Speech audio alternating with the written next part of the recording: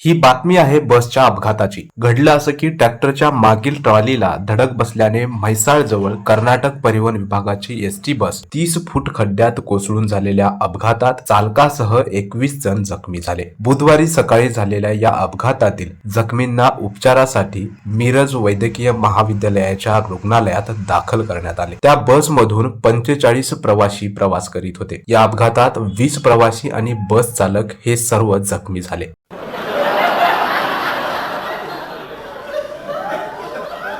ST महामंडळाची दुसरी update अशी आहे, एसटीचे भंगार ठेवण्याच्या जागेचे प्रतिदिन 20,000चे भाडे आहे. याविषयी माहिती अशी आहे की MIDCतील एसटीच्या विभागीय कार्यशाळेतील 4 कोटी रुपयांच्या भंगाराचा लिलाव झाला. या लिलावात मुंबई, पुणे, कोल्हापूर, जालना, सातारा, सांगली, हैदराबाद येथील भंगार व्यावसायिकांनी भाग घेतला. ज्यांना लिलाव मिळाला त्यांनी आपल्या वाट्याला आलेल्या वजनाचे भंगार दुसऱ्या दिवसापासून ट्रकने विभागीय कार्यशाळेच्या आवारातून न्यायचे होते. ज्या व्यावसायिकांनी भंगार उचलण्यास विलंब केला त्यांना भंगार ठेवलेल्या जागेचे प्रति दिवसाला 20,000 रुपये इतके भाडे मोजावे लागले. एसटी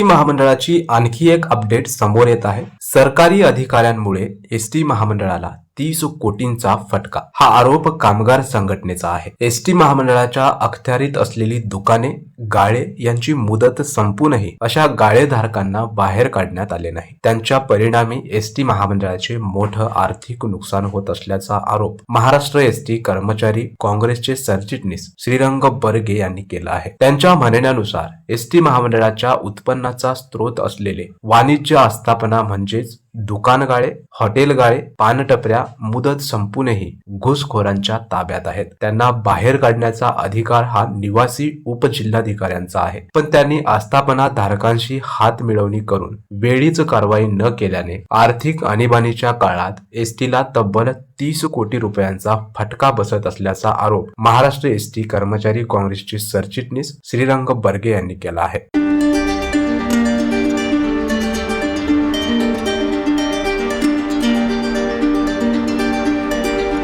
दुसरी एक एसटी महामंडळाची अपडेट समोर येत आहे. टाकी आहे पण पाणीच नाही. प्रवाशांचे खूप मोठे हाल होत आहेत. स्वारगेट, शिवाजीनगर एसटी स्टँड वरील ही सध्या स्थिती चालू आहे. स्वारगेट आणि शिवाजीनगर आगारातून दररोज 1 लाखापेक्षा जास्त नागरिक एसटीतून प्रवास करतात. बस स्थानकात प्रवाशांच्या सोयीसाठी पाण्याची टाकी बांधली आहे. मात्र या टाकीला ना तोटी आणि ना टाकीत पाणी अशी अवस्था झाली आहे. त्यामुळे प्रवाशांना पाण्याची बाटली विकत घेऊन तहान भागवण्याची वेळ आली आहे.